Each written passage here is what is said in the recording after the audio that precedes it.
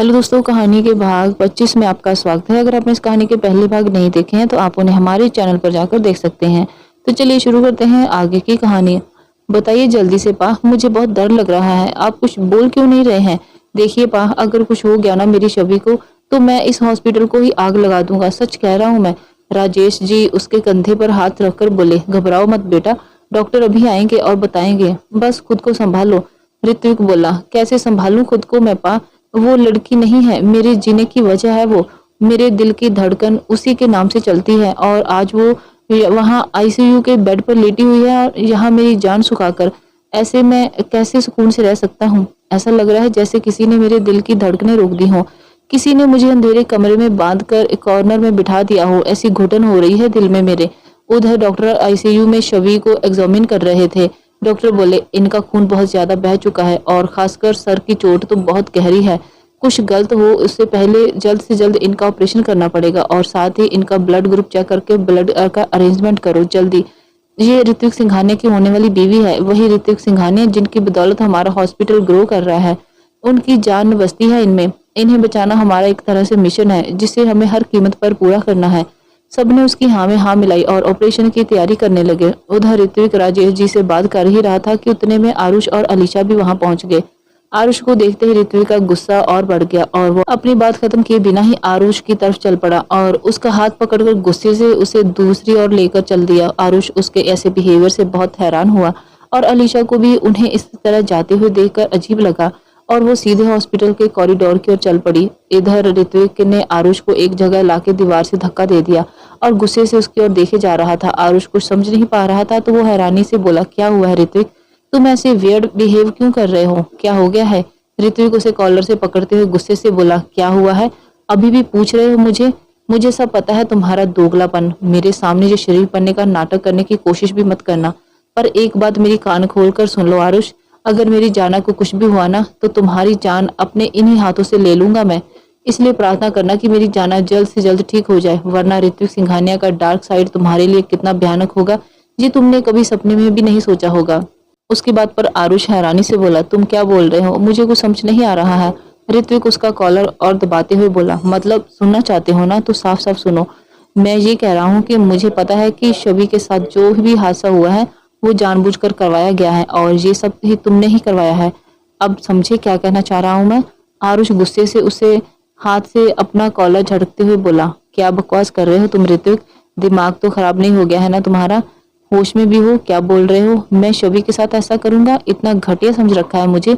अरे उसे ऐसे देखकर मुझे कितनी तकलीफ हो रही है ये मैं जानता हूँ। मेरा बस चलता तो उस पर आए हुए खतरे को मैं हंसते हुए अपने ऊपर ले लेता। उसे तकलीफ देने का मैं सपने में भी नहीं सोच सकता और तुम इतना बड़ा इल्जाम लगा रहे हो मुझ पर।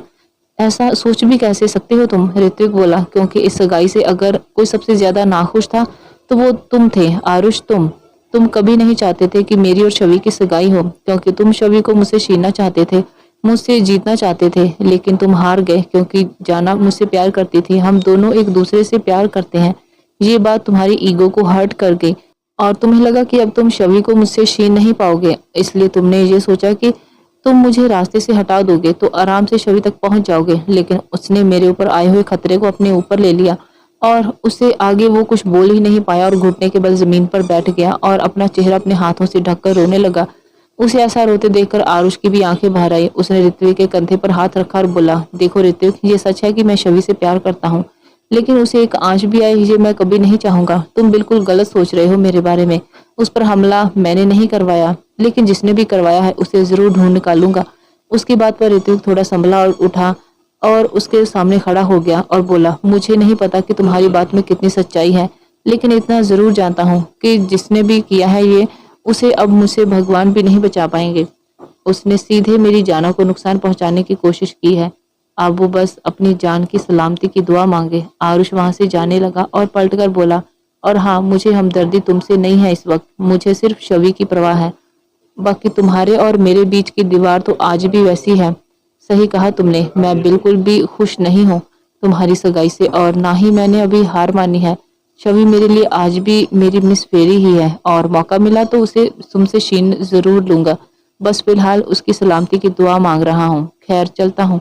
इतना कहकर वो वहां से चला गया और ऋत्विक भी गुस्से से वहां से चला गया। और उनकी बातें एक तरफ छिपकर खड़ी हुई गिन्नी ने सुन ली और वो हैरान हुई पूरी सच्चाई जानकर और बोली, हे भगवान, ये क्या था? अच्छा हुआ मैंने आरुष जी की कोई मदद नहीं की थी अब तक, नहीं तो मैं जाने अनजाने अपनी छवि की खुशियों को उसे छीन लेती। फिर उदास होकर बोली, खैर अब जल्दी से वो ठीक हो जाए ताकि अपनी गलती को सुधार सकूं। और दूसरी ओर अलीशा उनकी बातें सुन रही थी। वो मुस्कुराते हुए वहां से चली गई। उधर ओटी में डॉक्टर्स अपनी मशक्कत में लगे हुए थे, लेकिन शवि का खून बहुत ज्यादा बह चुका था, जिसकी वजह से उसका रेस्पिरेट सिस्टम फ्लक्चुएट कर रहा था, जिससे ऑक्सीजन मास्क लगाने के बावजूद भी उसे सांस लेने में दिक्कत आ रही थी, जो बात डॉक्टर्स को खतरे की ओर इशारा कर रही थी। डॉक्टर्स बोले, हमसे हैंडल नहीं होगा ये केस, हमें डॉक्टर अग्रवाल को बुलाना ही पड़ेगा। उनके जूनियर्स ने उनकी बात पर सहमति जताई तो डॉक्टर ने तुरंत फोन मिलाया और स्पेशलिस्ट सर्जन को फोन किया और जल्द से जल्द पहुंचने की दरख्वास्त की। तो उधर से हाँ होने पर वो थोड़ा रिलैक्स तो हो गए, पर शवि की हालत बहुत खराब होती जा रही थी और डॉक्टर्स ऋत्विक के बारे में सोचकर और परेशान हो रहे थे। फिर हौसला करते हुए वो बाहर आए तो उन्हें देखते ही सभी लोग भागते हुए आए और शवि की हालत के बारे में सवाल करने लगे, लेकिन ऋत्विक एक कोने में खड़ा था, दीवार से टेक लगाकर। उसकी आंखें रोने के कारण लाल हो चुकी थी। एक ही जगह देखे जा रहा था, बस आसपास क्या हो रहा है कोई होश ही नहीं था। डॉक्टर के आने का भी उसे पता नहीं चला। डॉक्टर सभी के सवालों को इग्नोर करते हुए सीधे ऋत्विक के पास गए और उसके कंधे पर हाथ रखकर बोले, मिस्टर सिंघानिया। लेकिन ऋत्विक ने कोई जवाब नहीं दिया तो डॉक्टर ने उसके कंधे को जोर से हिलाया और फिर से बोले, मिस्टर सिंघानिया, आप सुन रहे हैं मेरी बात? उनके इतना कहते ही ऋत्विक होश में और हड़बड़ाकर बोला, क्या क्या हुआ डॉक्टर? मेरी छवि को होश आ गया क्या? वो मुझे बुला रही है क्या आप अपने पास? जल्दी बताइए डॉक्टर, ठीक है ना वो बिल्कुल? डॉक्टर थोड़ा गंभीर होकर बोले, नहीं मिस्टर सिंघानिया, उन्हें अभी होश नहीं आया है।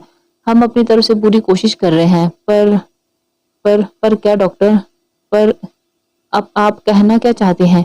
ऋत्विक गुस्से से डॉक्टर से बोला तो डॉक्टर उसे शांत कराते हुए बोले, देखिए मिस्टर सिंघानिया, बात को समझने की कोशिश कीजिए। उनकी हालत बहुत खराब है इस वक्त, खून हद से ज्यादा बह चुका है और चोट सीधे दिमाग पर लगी है, तो हमें उनके सर की भी सर्जरी करनी पड़ेगी। इसके लिए हमने स्पेशलिस्ट को बुलाया है, वो सुबह तक पहुंच जाएंगे, तब तक उनकी दूसरी सर्जरी करेंगे, मगर उसके लिए आपको इन पेपर्स पर साइन करने होंगे।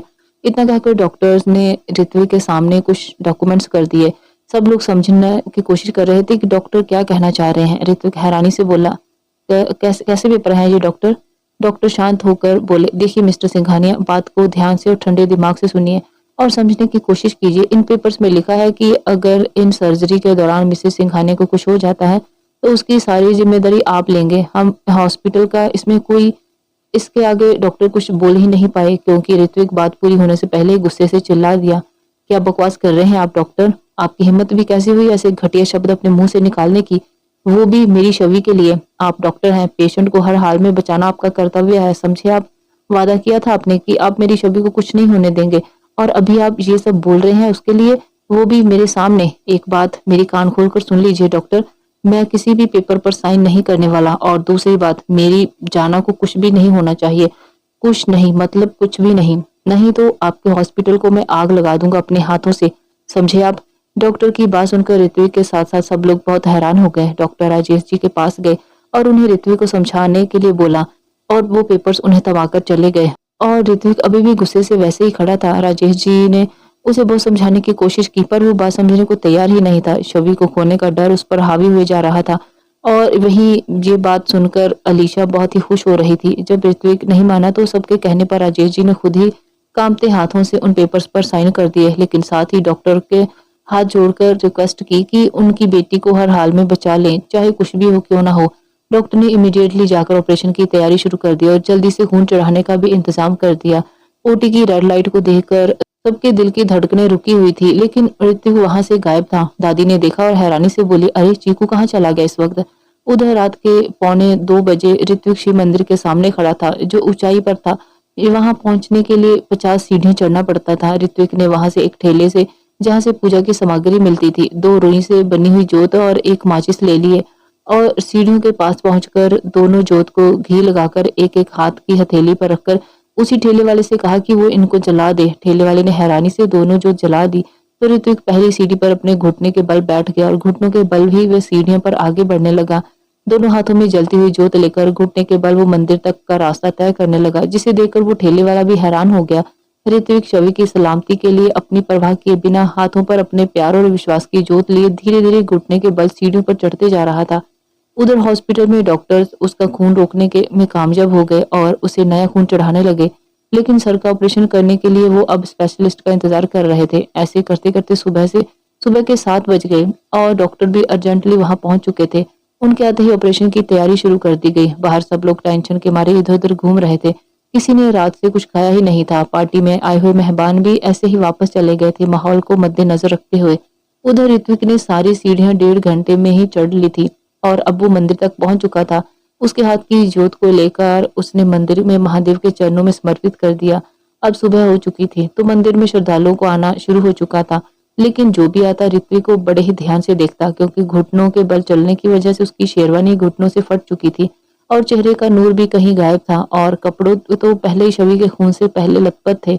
उसे लोग आश्चर्य भरी नजरों से देख रहे थे, लेकिन उसका ध्यान तो था ही नहीं इन बातों पर। वो तो बस हाथ जोड़े घुटनों के बल बैठा हुआ था, अपनी आंखें बंद करके, और मन में बोला, कभी आया नहीं आपके पास, इसलिए मुझे ये देखकर हैरान होंगे ना आप। लेकिन क्या करूं, आज मुझे यहाँ सिर्फ मेरी जाना का प्यार और उसकी परवाह खींच कर लाई है, क्योंकि उसका आप पर अटूट विश्वास है और मुझे पता है कि उसके विश्वास की कभी हार नहीं होने देंगे आप। लेकिन फिर भी अपनी तरफ से आपसे अपनी जाना की जान की भीख मांगने आया हूँ, या यूं कहें कि आप अपनी जान की भीख मांगने आया हूँ, क्योंकि मेरी जान तो अपनी उसी में अब बसती है ना। अगर उसे कुछ हो गया ना तो कसम है मुझे अपनी उसी जान की कि मैं आप ही की चौखट पर अपनी जान दे दूंगा और आप पर एक नहीं बल्कि दो दो जिंदगियों को खत्म करने का इल्जाम आएगा। और उसके साथ साथ आप पर से जो लोगों का भरोसा उठेगा वो अलग से। अब डिसाइड कर लीजिए आप ही कि क्या करना है। मेरी जाना की जिंदगी मुझे लौटानी है या फिर मेरी भी मौत का इल्जाम अपने सर पर लेना है आपको। उसने मन में ये सब कहा तो बड़े गुस्से से, लेकिन उसी के साथ उसकी आंखों से अगले ही पल आंसू गिरने लगे और वो मन में बोला, माफ कर दीजिए भोलेनाथ, मैंने गुस्से में बहुत कुछ बोल दिया आपको, लेकिन क्या करूं मैं।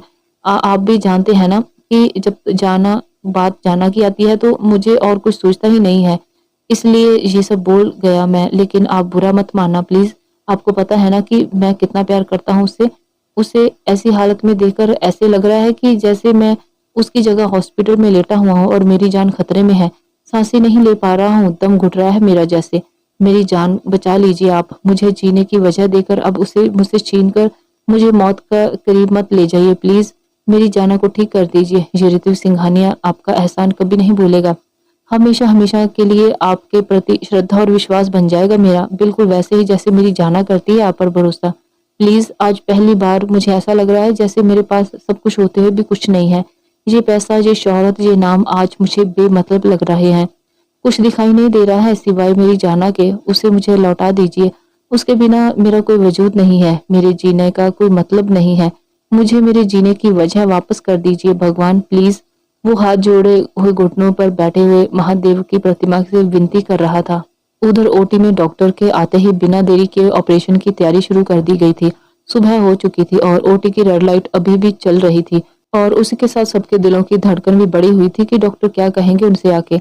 दादी और दाई माँ अपनी अपनी उम्र के हिसाब से दवाई लेती थी, लेकिन रात भर कुछ ना खाने की वजह से दोनों ने दवाई भी नहीं ली थी, जिससे उन्हें दिक्कत हो रही थी। लेकिन शवि की फिक्र के आगे उन्हें कुछ दिखाई ही नहीं दे रहा था, खुद की सेहत भी नहीं। और राजश्री जी तो बस भगवान की प्रतिमा के आगे बैठकर शवि की सलामती के लिए प्रार्थना किए जा रही थी। करीब 4 घंटे बाद यानी कि दोपहर के 12 बजे ओटी की रेड लाइट बंद हुई और डॉक्टर्स बाहर आ गए तो सब लोग फटाफट उनके पास पहुंच गए और सवाल पे सवाल करने लगे।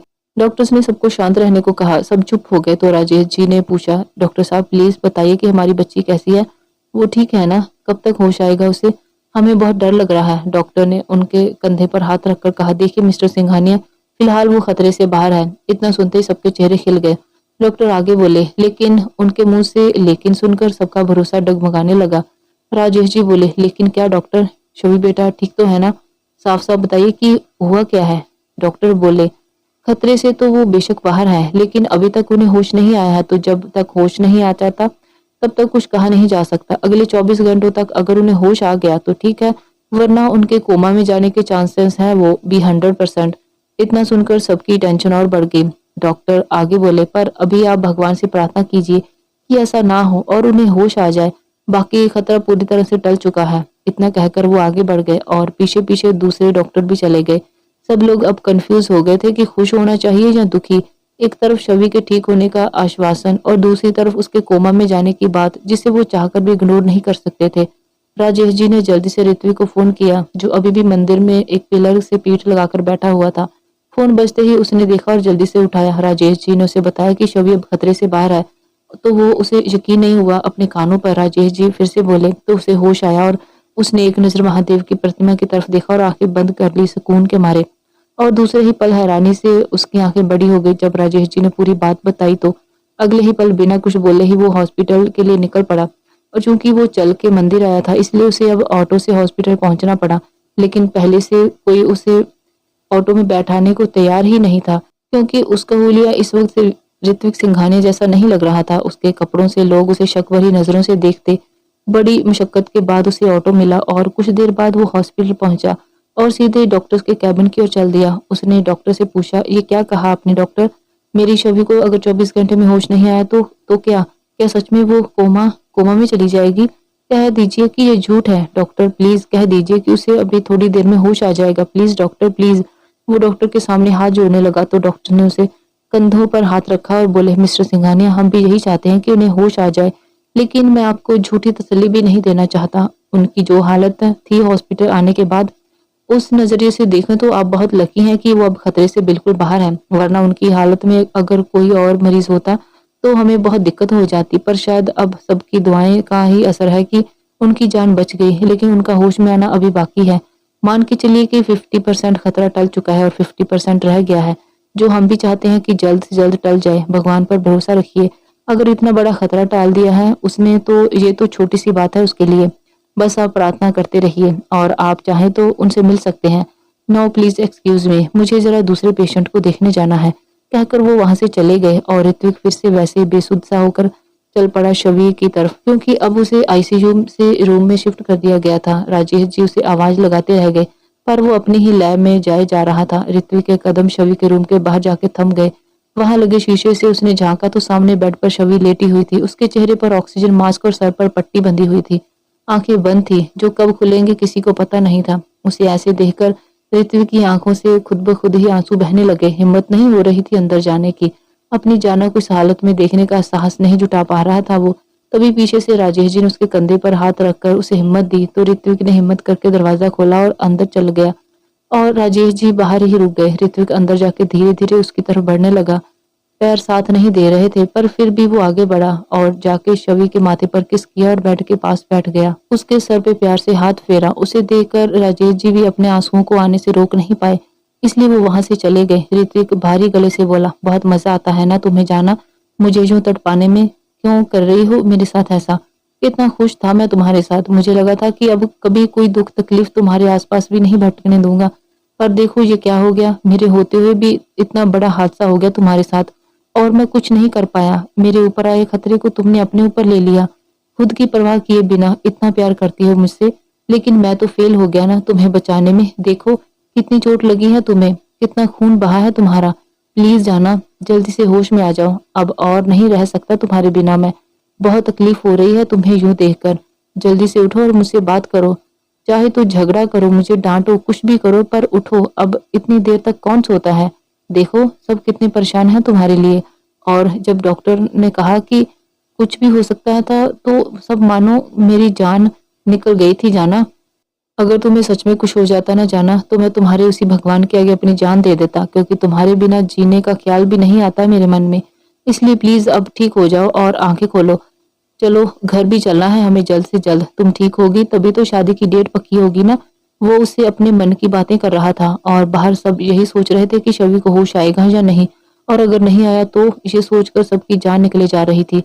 सब बस यही दुआ कर रहे थे कि बस जल्द से जल्द शवि को होश आ जाए। उधर ऋत्विक शवि का हाथ थामे हुए बोला, कह दिया है मैंने तुम्हारे महादेव से साफ साफ कि अगर मेरी जाना को जल्द से जल्द ठीक नहीं किया ना, तो मैं भी जिंदा नहीं रहूंगा। उन्हीं के चौखट पर जान दे दूंगा अपनी। जैसे वो अधूरे हैं अपनी पार्वती के बिना, वैसे ही मैं भी अधूरा हूँ अपनी जाना के बिना। जैसे शक्ति के बिना आदि शक्ति का कोई वजूद नहीं है, वैसे ही शवि के बिना ऋत्विक यानी कि ऋत्वी का कोई वजूद नहीं है। मेरा वजूद, मेरी जिंदगी, मेरी खुशी, मेरी मुस्कुराहट सब तुमसे ही तो है जाना। जल्द से जल्द उठ जाओ अब। वादा करता हूँ अगली बार तुम पर आने वाले खतरे को पहले मुझसे होकर गुजरना होगा। पर अभी के लिए तो अपना गुस्सा छोड़ दो ना प्लीज, और मुझसे नाराज मत रहो। तुम जानती हो ना कि तुम्हारी नाराजगी मेरे लिए किसी सजा से कम नहीं है। मेरे लिए जब तक तुम होश में नहीं आ जाती ना, तब तक मैं पानी तक नहीं पीऊंगा। ये प्रण लिया है मैंने। प्लीज जाना, आंखें खोल लो ना प्लीज। अपने मिस्टर सिंघानिया से, अपने मिस्टर एरोगेंट से बात करो ना प्लीज जाना। कहते हुए उसने शवि के हाथ को अपने होठों से लगाया और आंखों से फिर से आंसू बहने लगे। उधर अलीशा अब वापस घर जा चुकी थी, पर आरुष अभी भी हॉस्पिटल में ही था। उसे अभी भी अलीशा की चाल के बारे में कोई भनक नहीं थी। अलीशा घर पहुंची और जाके अपने रूम में आईने के सामने खड़ी होकर जोर जोर से हंसने लगी और फिर बोली, बहुत ज्यादा स्मार्ट हो तुम अलीशा। किसी को अंदाजा भी नहीं लगने दिया कि ये सब मेरा किया धरा है। शवि के साथ जो भी हुआ वो एक्सीडेंट नहीं था, बल्कि मेरा पूरा सोचा समझा प्लान था। क्योंकि शवि नाम का कांटा वैसे तो मेरे और मेरे ऋत्विक के रास्ते से हटने से रही, इसलिए उसे अपने रास्ते से हटाने के लिए मुझे इतना बड़ा बखेड़ा खड़ा करना पड़ा। खैर अब तो वो होश में आने से रही और आ भी गई तो फिर हंसते हुए बोली, तो क्या अलीशा के पास क्या तरकीबों की कमी है भला? कुछ नया ट्राई कर लेंगे, लेकिन अब उस शवि को मैं अपने ऋत्विक की जिंदगी में तो लौटने नहीं दूंगी। पर कोई बात नहीं शवि, चिंता मत करो, तुम्हारे लिए मैंने आरुष को रखा हुआ है ना। वो बेवकूफ तो अभी भी तुमसे बहुत प्यार करता है। तुम्हारे लिए वो कुछ भी करने के लिए तैयार है हमेशा, इसलिए तुम अकेली नहीं होगी। कहते हुए उसने वोडका का गिलास अपने मुंह से लगा लिया। उधर आरुष भी हॉस्पिटल में लगी हुई भगवान की प्रतिमा के आगे खड़ा हाथ जोड़े हुए शवि के लिए प्रार्थना कर रहा था। वो बोला, भगवान जी, आज तक आपने सब कुछ बिना मांगे ही दिया, लेकिन आज आपसे कुछ मांगना चाहता हूँ। शवि को ठीक कर दीजिए प्लीज। उसे ऐसे नहीं देखा जाता। जो दूसरों के चेहरे पर मुस्कुराहट की वजह बनती है, उसे ऐसे बेजान पड़े हुए नहीं देख सकता हूँ मैं। वो मेरी होगी या नहीं मैं नहीं जानता, लेकिन उसे कभी भी कोई तकलीफ पहुंचे ये मैं सपने में भी नहीं बर्दाश्त कर सकता। आप चाहो तो उसके हिस्से की उसकी सारी तकलीफें, सारे दर्द मुझे दे दीजिए और मेरे हिस्से की सारे सुख उससे, लेकिन लेकिन उसके चेहरे पर हंसी के अलावा और कोई भाव नहीं आए कभी भी। बस इतना कर दीजिए। कहते हुए उसकी भी आंखें नम हो गई। रूम में ऋत्विक शवि के पास पिछले 1 घंटे से बैठा हुआ था। कभी उसे प्यार से निहारता, कभी उसकी जुल्फों से खेलता, तो कभी उसके हाथों को, कभी उसके माथे को चूमता। बाहर से सब बारी बारी उसे बुलाने आते, लेकिन उसे देखकर वापस लौट जाते। किसी की हिम्मत नहीं होती वहां से उसे उठाने की। ऐसे ही ऋत्विक का एक आंसू बात करते हुए शवि के हाथ पर गिर गया और शवि के हाथ में मूवमेंट हुई। क्योंकि शवि का हाथ ऋत्विक ने थाम रखा था, तो उसे महसूस हो गया और वो हैरानी और खुशी के मिले जुले भाव से उसे देखने लगा। फिर जल्दी से डॉक्टर को आवाज दी, डॉक्टर डॉक्टर जल्दी आइए, देखिए शवि को होश आ रहा है। उसकी आवाज सुनकर सब लोग दौड़ते हुए अंदर आ गए और डॉक्टर भी। डॉक्टर को ऋत्विक ने बताया जो उसने अभी देखा, तो सबके चेहरे पर सुकून की लहर दौड़ पड़ी। लेकिन डॉक्टर ने सबको बाहर जाने को कह दिया, लेकिन ऋत्विक ने बाहर जाने से मना कर दिया और वहीं उसका हाथ पकड़कर बैठ गया। डॉक्टर ने उसे एग्जामिन किया तो कुछ हलचल हुई शवि की बॉडी में, जिससे ऋत्विक बहुत खुश भी था और आंखों में आंसू भी थे। कुछ देर बाद शवि की आंखें फड़फड़ाने लगी। डॉक्टर भी बहुत हैरान हुए इतने अच्छे प्रोग्रेस से। शवि ने अपनी आंखें धीरे धीरे खोलनी शुरू की तो ऋत्विक की खुशी का ठिकाना न रहा। डॉक्टर बोले, it's a miracle mister Singhania, सच में अनबिलीवेबल है ये सब हमारे लिए। तभी शवि ने आंखें खोल ली और ये देखकर ऋत्विक को तो जैसे दो जहां की खुशियां मिल गई हों। वो झट से बोला, डॉक्टर शवि को होश आ गया है, देखिए जल्दी से, वो उठ गई है। उसकी उत्सुकता को समझते हुए डॉक्टर उसे शांत कराते हुए बोले, हाँ हाँ मिस्टर सिंघानिया, देख रहे हैं हम। फिर नर्स ने उसे चेक किया तो शवि इधर उधर देखने लगी जैसे पहचान रही हो जगह को। डॉक्टर बोले, मिस शवि अब कैसा फील कर रही हैं आप? शवि ने आंखों से हामी भर दी। फिर डॉक्टर ने उसकी चोट वगैरह का मुआयना किया और बोले, बड़ी हिम्मत वाली हैं आप मिस शवि, इतनी जल्दी रिकवरी करेंगी आप, ये सोचा नहीं था हमने। खैर अब आप जल्दी से जल्दी ठीक होकर घर चले जाना अपने। आपके लिए सब कितने परेशान हैं 2 दिन से, सब कितना प्यार करते हैं आपसे, बहुत लकी हैं आप। चलिए अब उनसे बात कर लीजिए, ज्यादा परेशान थे आपके लिए। कहते हुए डॉक्टर ने ऋत्विक की तरफ इशारा किया तो ऋत्विक आंखों से पानी लिए हुए मुस्कुरा रहा था। शवि ने डॉक्टर की आंखों का पीछा किया तो ऋत्विक पर आके नजर रुकी, लेकिन उसे देखते ही शवि ने कोई खास रिएक्शन नहीं दिया, पर हैरान हो गई उसे देखकर। आंखें छोटी करके उसे देखने लगी। ऋत्विक ने झट से उसके पास आके बैठ गया और भावुक होकर उसका हाथ पकड़ लिया और मुस्कुराते हुए बोला, कैसी हो जाना, शुक्र है तुम्हें होश आ गया, वरना तो पता नहीं कैसे कैसे ख्याल आ रहे थे मन में। फिर उसके चेहरे को हाथों में थाम लिया और प्यार से निहारने लगा कि अचानक से शवि ने उसके दोनों हाथों को झटक दिया और गुस्से से उसकी तरफ देखने लगी। उसका ऐसा रिएक्शन देखकर ऋत्विक के साथ साथ डॉक्टर भी हैरान हो गए। ऋत्विक हैरानी से उसे देखने लगा और फिर प्यार से उसके चेहरे को छू कर बोला, क्या हुआ जाना? माना कि मुझसे नाराज हो, पर ऐसे तो बिहेव मत करो जैसे मुझे जानती नहीं हो। छवि उसे गुस्से से देखते हुए बोली, बिल्कुल मिस्टर, मैं सच में आपको नहीं जानती। कौन है आप और ऐसे क्यों चिपक रहे हैं? मेरे जैसे रिश्तेदार हूँ आप? और डॉक्टर दाइमा कहाँ है? और मैं हॉस्पिटल में कैसी आई? क्या हुआ है मुझे? और ये अजनबी मेरे रूम में क्यों है? बाहर निकालिए इन्हें जल्दी से जल्दी। हालांकि उसे बोला नहीं जा रहा था, पर फिर भी वो कोशिश करके बोल रही थी। उसके मुंह से अपने लिए अजनबी शब्द सुनकर ऋत्विक के पैरों तले से जमीन खिसक गई हो जैसे। बाहर से भी सब लोग आ गए और उसका रिएक्शन देखकर सबके मुंह खुले के खुले रह गए और वो आश्रम के लोगों को अलावा किसी को पहचान नहीं रही थी। ऋत्विक एक कॉर्नर में खड़े होकर अपनी जाना को देख रहा था, जो अब उसे पहचानने से भी इनकार कर रही थी। ऋत्विक ने 2-3 बार उसे उसके पास आने की और उसे समझाने की कोशिश की, पर वो उस पर भड़क जाती। इसलिए डॉक्टर ने उसे साइड होके खड़े होने को कहा और उसका चेकअप करने लगे। थोड़ी देर बाद डॉक्टर आके सबसे बोले, मुझे ये बताते हुए अच्छा तो नहीं लग रहा, पर बताना तो पड़ेगा ही कि मिस शबी की पिछले 2 साल की याददाश्त जा चुकी है। It's a short time memory lost. ये सुनकर सबकी आंखें बड़ी हो गई। डॉक्टर बोले, पिछले 2 साल में क्या हुआ, वो किससे मिली, उन्हें कुछ याद नहीं है। उनके लिए आज भी 2023 ही चल रहा है, इसलिए अभी उन पर कोई प्रेशर मत डालिएगा। ये सब साइड में खड़ा होकर ऋत्विक सुन रहा था। उसकी आंखों से आंसू लुढ़कते हुए गालों पर गिरने लगे। के कहे शब्द ऋत्विक के कानों में कांटे की तरह चुभ रहे थे। अभी भी उसे यकीन नहीं हो रहा था कि डॉक्टर ने जो सब कहा वो सच था। वो एकदम से बुत बनकर कोने में खड़ा था। डॉक्टर कहकर जा चुके थे, तभी बाहर नर्स आई और बोली, दाइमा कौन है? शबी जो उन्हें बुला रही हैं। दाइमा झट से रूम में गई। उन्हें देखकर शबी मुस्कुरा दी और दाइमा की आंखों में आंसू और होठों पर मुस्कुराहट आ गई। वो उसके पास गई और उसे कसकर गले से लगा लिया और रोते हुए बोली, भोलेनाथ का लाख लाख शुक्र है जो मेरी बच्ची ठीक हो गई। तुम्हें उस हालत में देखकर मेरी तो जान ही निकल गई थी। मेरी क्या, सबकी जान निकल गई थी। फिर वो उससे अलग हुई और बोली, और सबसे ज्यादा तो रित। इतना कहते कहते वो रुक गई और शबी हैरानी से उन्हें देखने लगी तो दाइमा बात को पलटते हुए बोली, रिया और गिनी भी बहुत परेशान हो गई थी तुम्हारे लिए। शबी हल्का सा मुस्कुराकर उनके आंसू पोंछते हुए बोली, चिंता मत कीजिए दाइमा, मैं बिल्कुल ठीक हूँ। अब किसी को परेशान होने की जरूरत नहीं है। फिर बोली, वैसे मुझे हुआ क्या था दाइमा? दाइमा सोच में पड़ गई। फिर सोचकर बोली, बेटा वो तुम ना मार्केट से आ रही थी और एक गाड़ी से टक्कर हो गई थी तुम्हारी, इसलिए ये सब हो गया। शबी सोचते हुए बोली, लेकिन मुझे फिर कोई याद क्यों नहीं है दाइमा?